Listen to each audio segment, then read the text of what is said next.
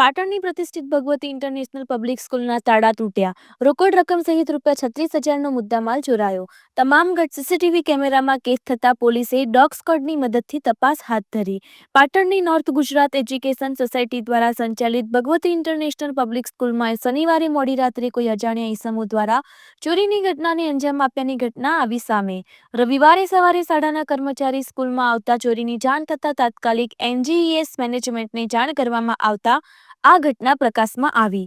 આ મામલે મળતી માહિતી મુજબ એનજીઈએસ મેનેજમેન્ટે તાત્કાલિક Patan B division police station બાબતની જાણ કરી ફરિયાદ નોંધાવતા પોલીસ ઘટના સ્થળે પહોંચી પરિસરની સંપૂર્ણ તપાસ હાથ ધરી અજાણ્યા ચોરને ઝડપી લેવા ચક્રો ગતિમાન કર્યા હતા. સ્કૂલના આચાર્ય ડોક્ટર ચિરાગ પટેલના જણાવ્યા અનુસાર ગુનેગારે ₹2,350 રોકડા અને આશરે ₹34,000ની કિંમતના સીસીટીવી ડીવીઆર સ્વિચો ચોરી લીધા હતા. રિપોર્ટર અનિલ રામાનુજ, રાધનપુર, પાટણ.